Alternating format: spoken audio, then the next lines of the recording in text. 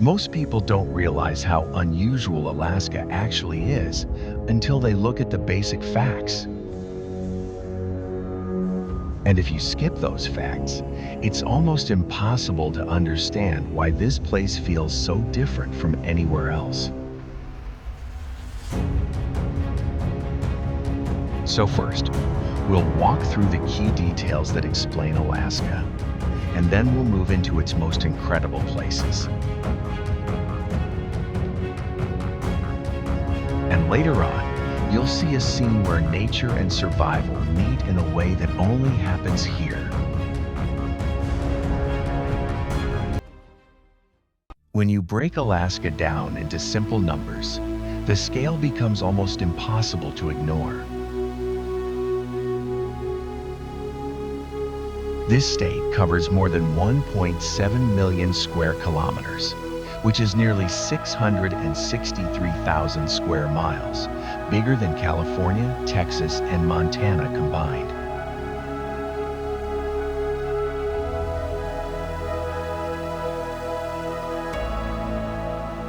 And here's the part people often miss. Despite that size, only about 730,000 people live here. That's fewer than many mid-sized American cities.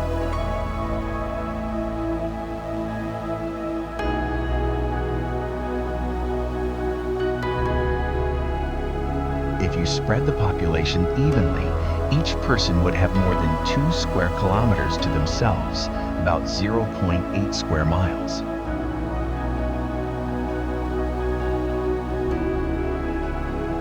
But here's where it gets interesting. Alaska is not empty because it's remote. It's empty because it's difficult.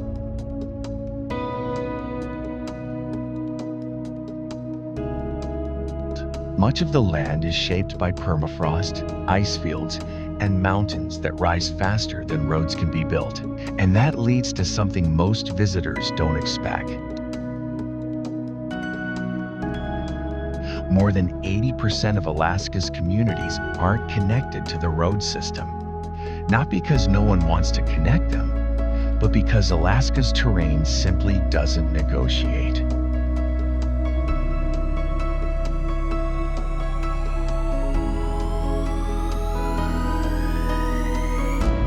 And that creates an unusual cultural outcome.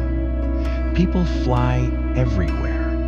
Small planes land on gravel bars, frozen rivers, even on beaches when the tide is out.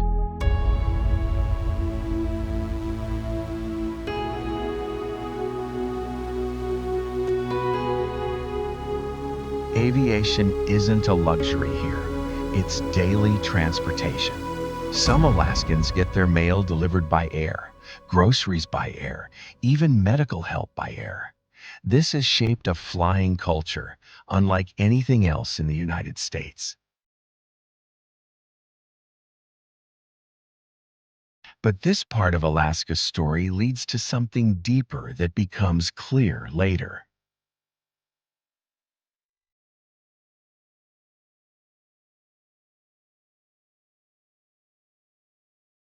Alaska's infrastructure challenges aren't just about geography, they're also about geology.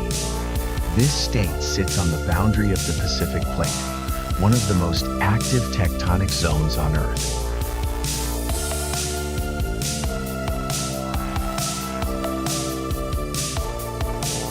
The 1964 earthquake, for example, reached magnitude 9.2, making it the strongest ever recorded in North America.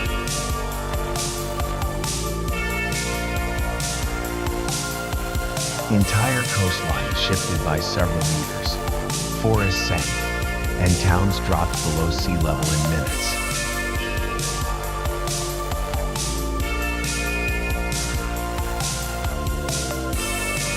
What this reveals is that Alaska didn't simply recover from these events. It adapted.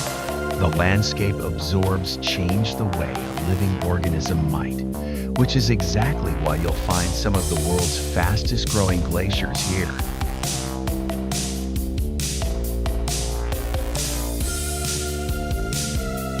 And, surprisingly, some of the fastest shrinking ones too. This contrast often confuses visitors, but it makes sense when you know the temperature swings. Winter temperatures in the interior can drop to minus 50 degrees Celsius, which is around minus 58 degrees Fahrenheit, while summer in the same regions can climb to 30 degrees Celsius or 86 degrees Fahrenheit.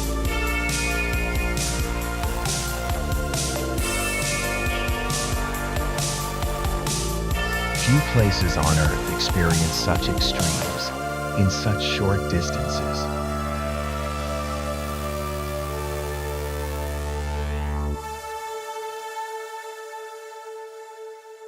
Speaking of extreme,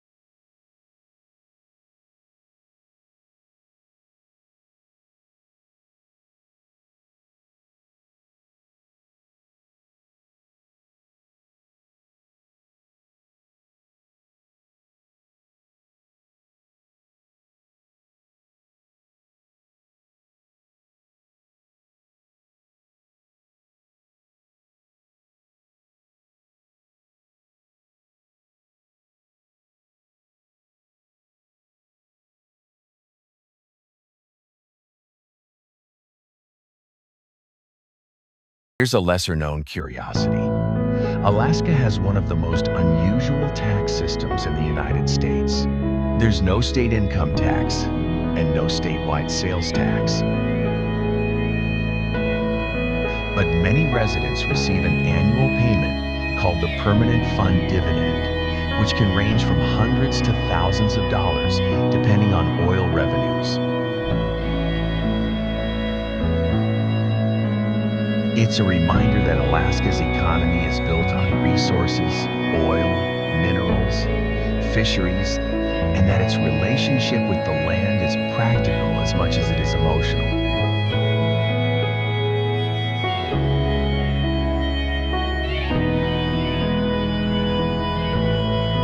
But here's the part that brings all these threads together. Alaska is a place where extremes stack on top of each other.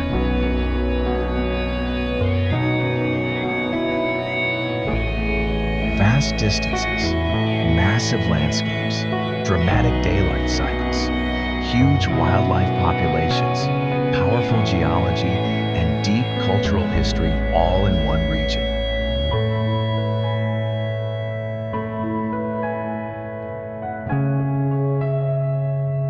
And understanding these fundamentals makes every place you'll see next more meaningful. Because now, when we move into Alaska's most remarkable locations, the scale, the behavior, and the contrasts won't feel random anymore. They'll feel like pieces of a much bigger, more connected system.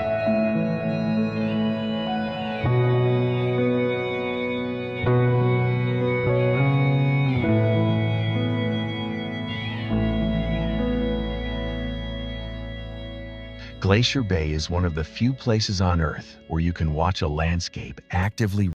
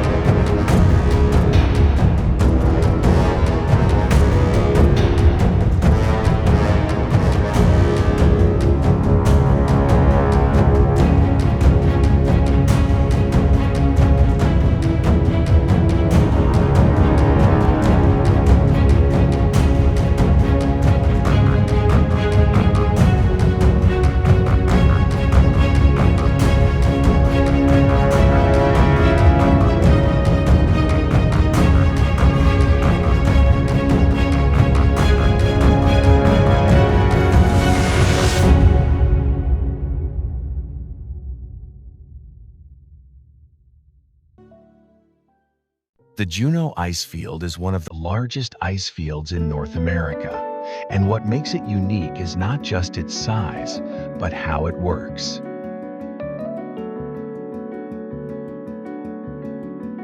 It stretches for more than 3,900 square kilometers, roughly 1,500 square miles, feeding over 40 glaciers that flow like slow rivers of compressed snow. The Mendenhall Glacier is the most accessible of them, about 21 kilometers long, nearly 13 miles, and constantly reshaping the valley around it. One of the most interesting features here is the ice cave system that forms when meltwater carves tunnels beneath the glacier. These caves aren't permanent. They shift, collapse, and reform depending on temperature, sunlight, and seasonal flow. Visitors often focus on the glacier itself, but the surrounding landscape tells an even clearer story.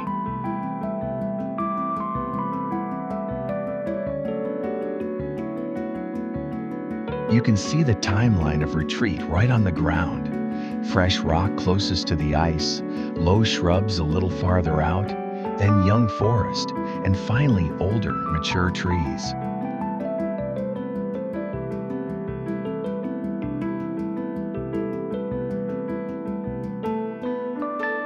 It's ecological succession in real time. And just as this landscape evolves step by step, the journey also moves into a place shaped by a very different kind of history.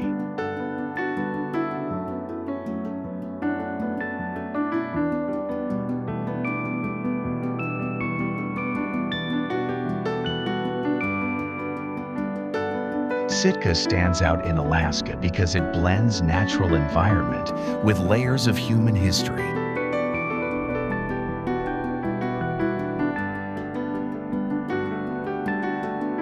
For thousands of years, this was home to the Tlingit people, and you can still see their influence in totem poles, carving traditions, and community structures.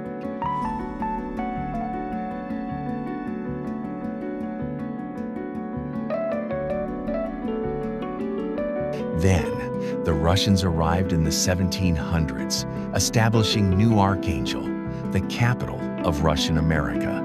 That's why Sitka has a mix of indigenous, Russian, and American elements that rarely appear together anywhere else.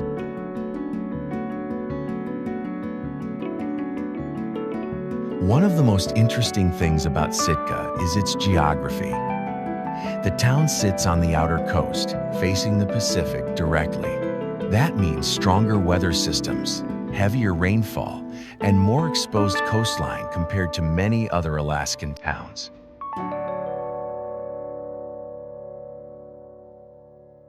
The nearby volcanic peaks, including Mount Edgecumbe, also create dramatic elevation changes right next to the ocean.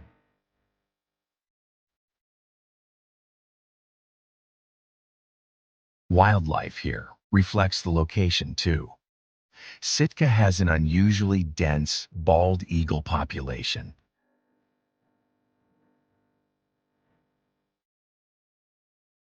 and the surrounding waters are rich in marine life, sea otters, seals, and migrating whales. It's a place where coastal ecosystems and island landscapes meet in a very compact area.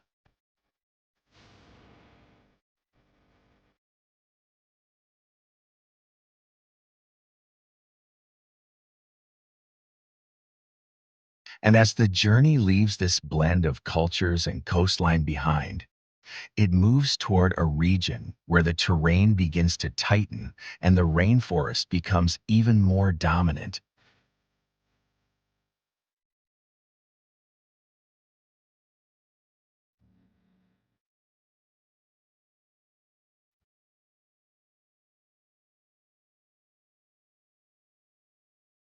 Ketchikan is known as the entrance to Alaska's Inside Passage, but what makes it truly interesting is its connection to rain.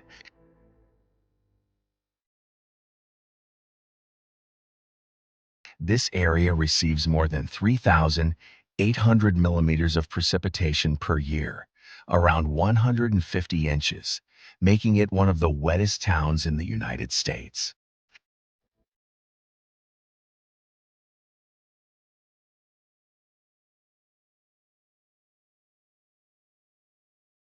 That constant moisture is the reason the surrounding forest is classified as a temperate rainforest, filled with massive cedar, spruce, and hemlock.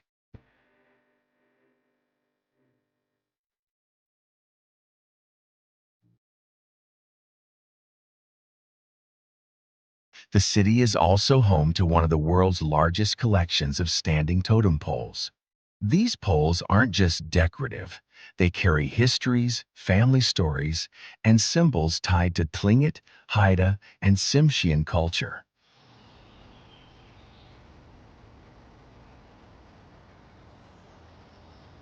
Many of the carving traditions seen here are still practiced today.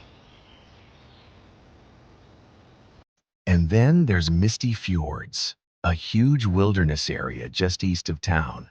Steep granite walls rise more than 900 meters, nearly 3,000 feet above narrow inlets.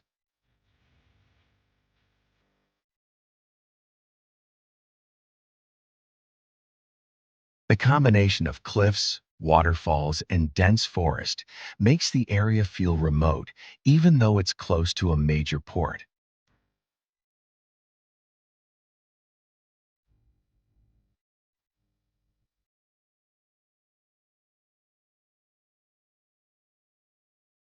Ketchikan is also one of the best places to observe salmon runs.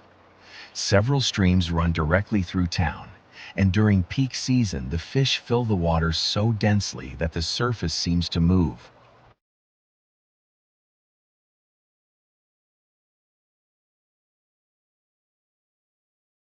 And from these narrow, rainy channels, the journey continues toward landscapes shaped by entirely different forces.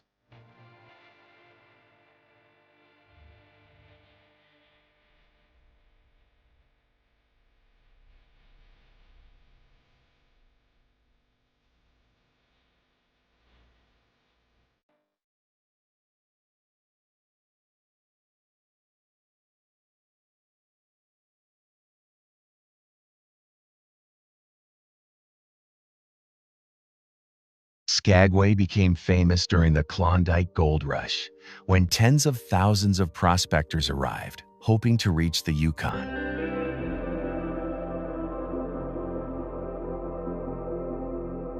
What makes this place especially interesting is how fast it changed. Within months, a small frontier settlement grew into a major supply hub, complete with shops, saloons, and a trail system carved directly into the mountains. The steep Chilkoot and White Pass routes were so demanding that many stampeders abandoned their plans before even leaving Alaska.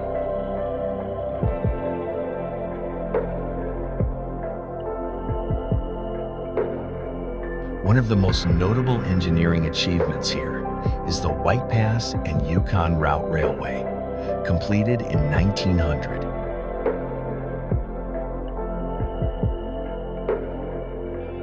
The line climbs from sea level up to nearly 900 meters, around 3,000 feet, using narrow gauge tracks built into cliffs and ridgelines. It's considered one of the toughest railway projects ever attempted in North America.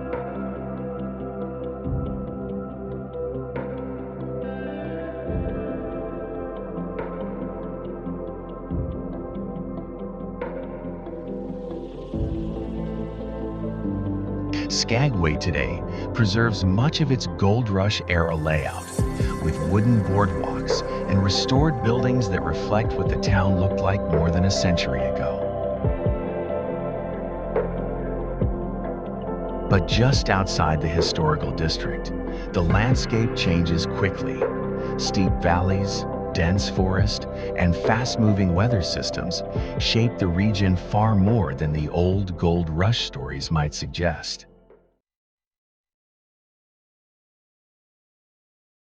And as the route continues, those natural elements begin to dominate even more.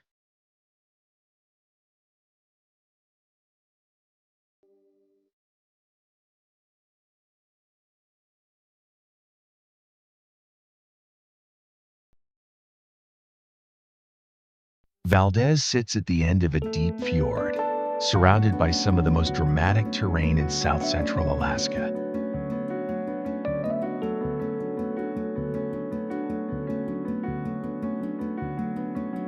The town receives heavy snowfall, often more than 7.5 meters, around 300 inches each winter. That level of snow is partly responsible for the many waterfalls and steep avalanche paths that shape the area.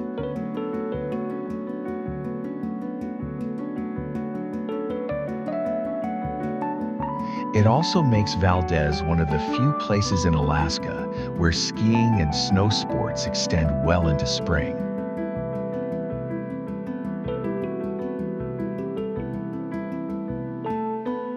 The surrounding mountains hold several glaciers, including the massive Columbia Glacier, which has been retreating rapidly in recent decades.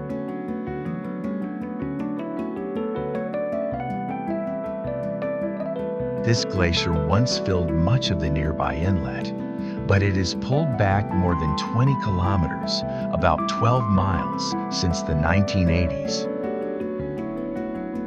Its retreat has changed local currents and even altered navigation routes.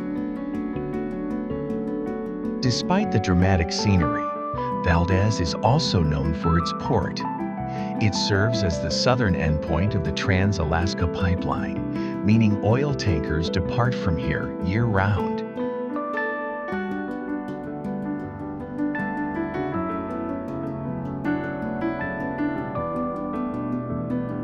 This creates a rare contrast, a small coastal community with both a major industrial role and immediate access to remote wilderness.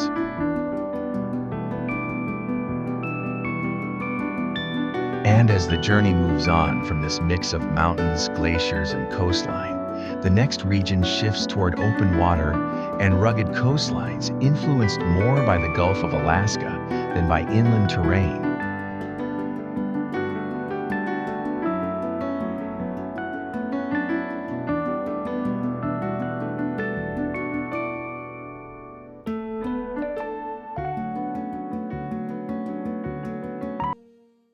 Seward is one of the most accessible coastal towns for observing Alaska's marine ecosystems up close.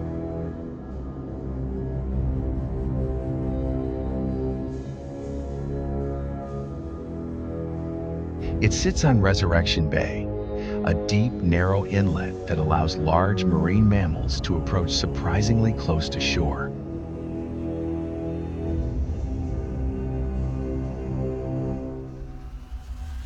Humpback whales, orcas, and sea lions frequently appear here, especially during summer when the bay fills with bait fish.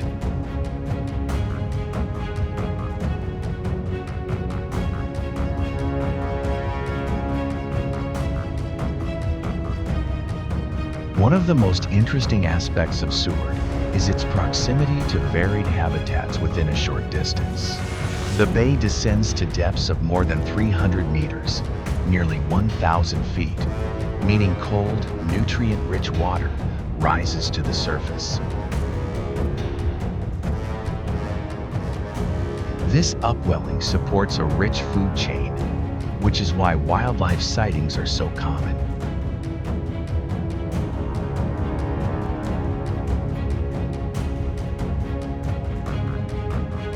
At the same time, steep mountains rise directly behind the town, creating sharp weather changes when warm coastal air meets cooler mountain currents.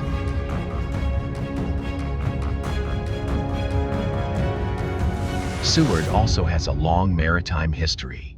It served as a major port during World War II, and after the 1964 earthquake damaged parts of the waterfront, many areas were rebuilt according to new safety standards that still shape the town's layout today.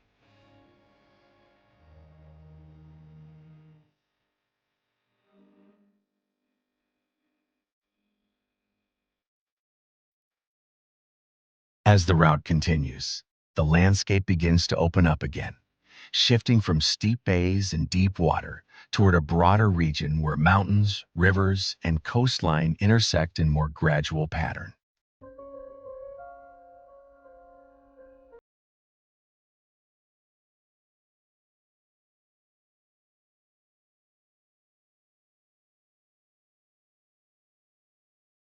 The Kenai Peninsula is often described as a compressed version of Alaska because so many ecosystems appear here in a relatively small area.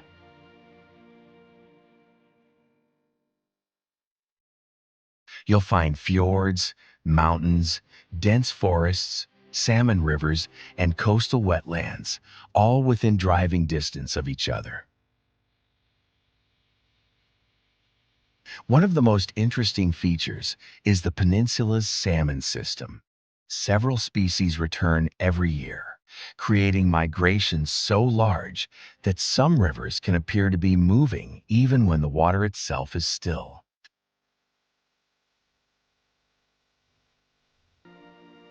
These runs support everything from eagles to black bears and are a major part of local culture and subsistence living.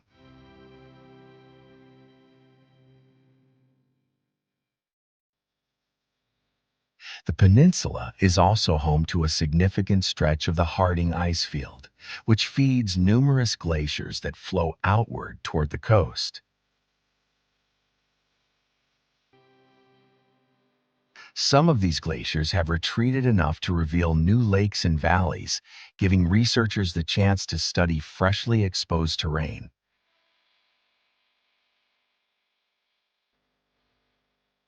But what really sets this area apart is how quickly the terrain changes as you move along it.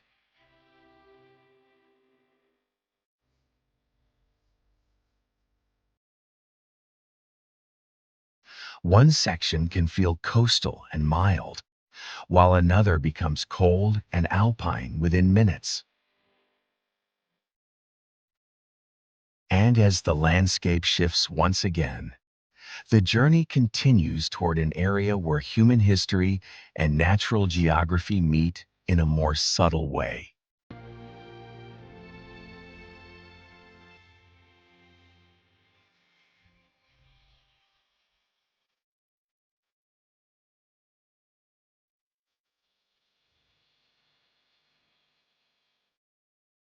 Anchorage is Alaska's largest city, yet it sits right against a massive mountain range, the Chugach Mountains, making it one of the few urban areas in the United States where wildlife regularly crosses into neighborhoods.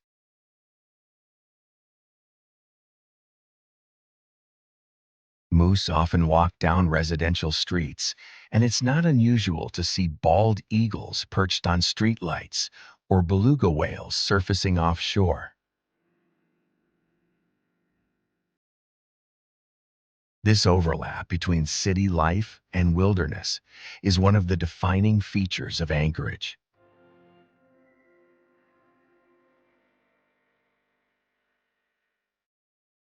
Another interesting detail is the city's location on a subduction zone.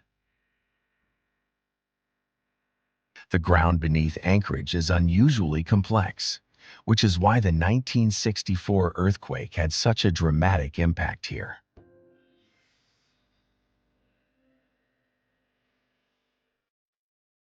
The quake reshaped parts of the coastline, altered drainage patterns, and changed the long-term development of the city.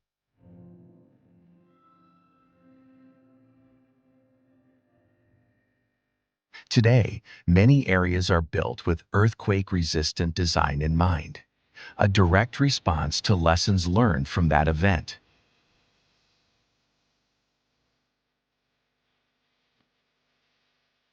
Anchorage is also a logistical hub. Most goods entering Alaska pass through here, and the airport is one of the busiest cargo airports in the world due to its strategic position between North America and Asia.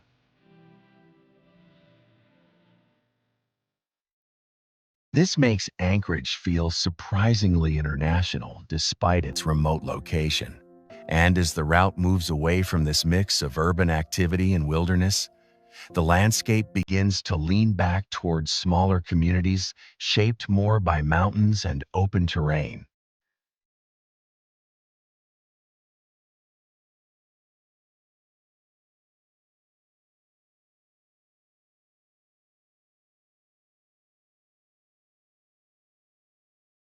Talkeetna is a small town, but it's an important one, especially for mountaineering.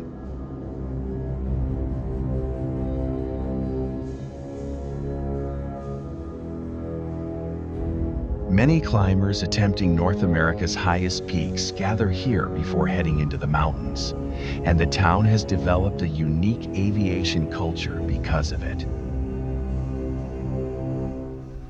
Pilots routinely fly supplies, gear, and climbers into remote airstrips and glacier landing zones, navigating conditions that change quickly with altitude.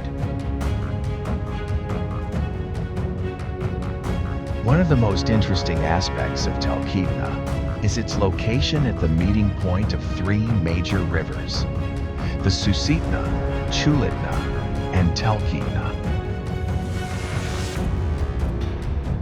These rivers drain massive sections of interior Alaska, carrying sediment, glacial meltwater, and seasonal runoff. This creates distinctive braided river patterns, complex networks of shifting channels that look almost geometric from the air.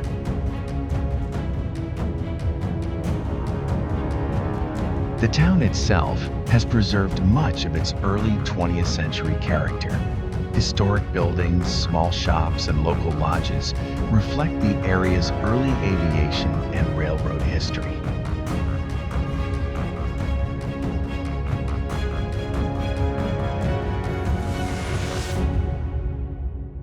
But despite the village-like atmosphere, The surrounding region offers sweeping views of some of Alaska's largest peaks.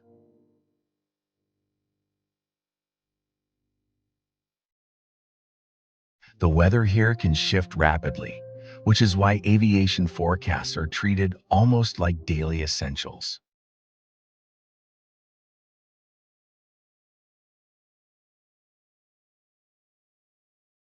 And as the journey leaves this small but strategically important hub behind, the next stretch of landscape becomes far more remote, rugged, and defined by distances rather than towns.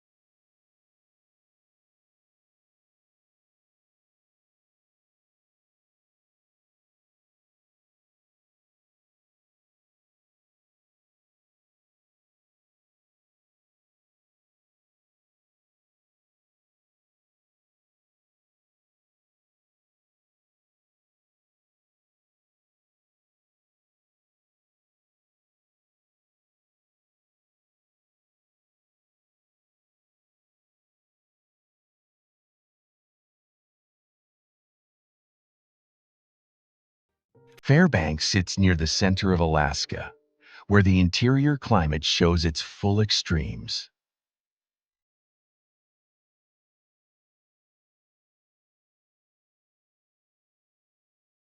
Winter temperatures can drop below -40 degrees Celsius, around -40 degrees Fahrenheit, while summer can reach 30 degrees Celsius, close to 86 degrees Fahrenheit.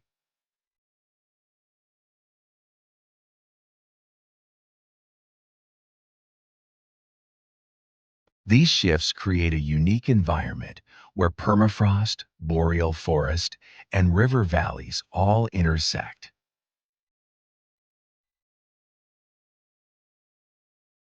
One of the most interesting scientific features near Fairbanks is the permafrost tunnel system. Researchers study frozen ground that holds sediment, ice wedges, and even ancient plant material preserved for tens of thousands of years. The city also experiences some of the most dramatic daylight variations in the state. In midwinter, daylight lasts only a few hours, while midsummer brings more than 21 hours of sunlight. This makes Fairbanks one of the best places for observing the aurora borealis, especially during months when the skies are clear and temperatures are low enough to reduce atmospheric moisture. Fairbanks is also deeply connected to Alaska's transportation history.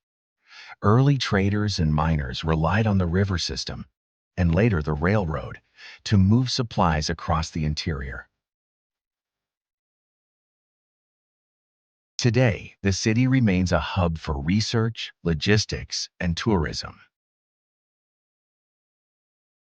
And as the route continues northward, the environment begins to shift again. Trees thin out, temperatures drop further, and the landscape stretches into one of the most remote corridors in the entire state.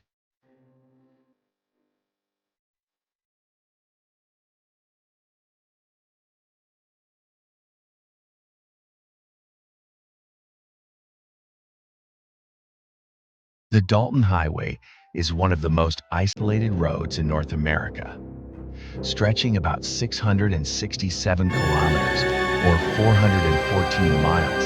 It was originally built to support the Trans-Alaska Pipeline.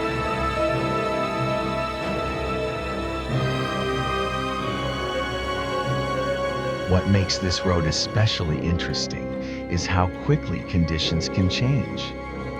Drivers can move from paved surfaces to gravel to snow-covered stretches, all within a short distance.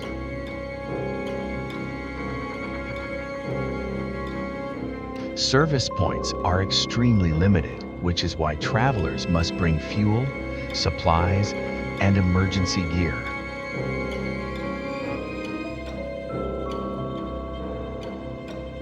The Brooks Range adds another layer to this region.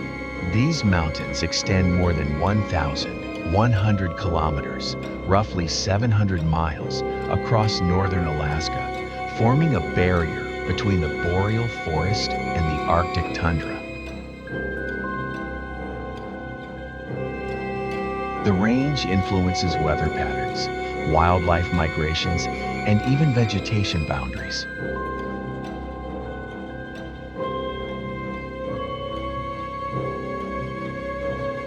Caribou herds cross these mountains during seasonal migrations, sometimes forming lines that stretch for kilometers. Winter here brings temperatures that can fall below minus 50 degrees Celsius or minus 58 degrees Fahrenheit, and winds strong enough to reshape snow into hard, sculpted drifts.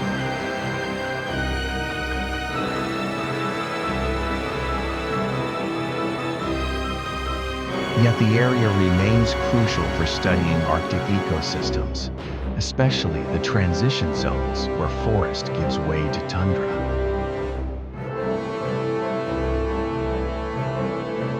And beyond these mountains, the landscape opens into regions where the balance between predator and prey becomes even more visible, setting the stage for one of the most striking wildlife moments in all of Alaska.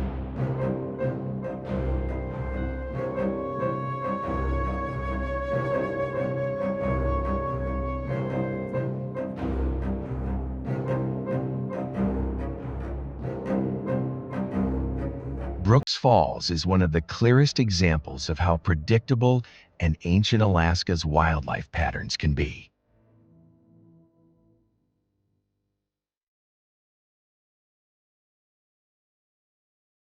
Every summer, salmon return to the Brooks River with timing so consistent that biologists can estimate their arrival almost down to the week. The falls create a natural choke point, forcing the fish to jump through a narrow channel.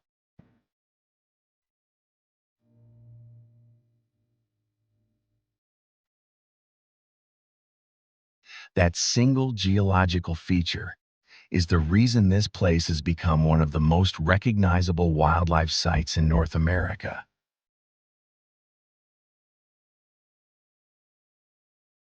What most people don't realize is how structured the bear activity here actually is. Larger, more dominant brown bears position themselves directly at the top of the falls, where their chances of catching salmon are highest.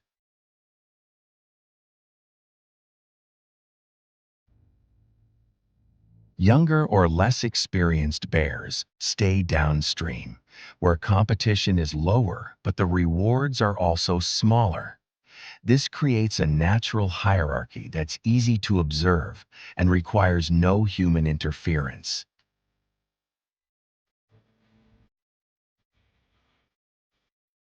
And leaving this river behind, one thing becomes clear. Alaska's landscapes aren't just scenic, they're interconnected systems that still operate with very little interruption.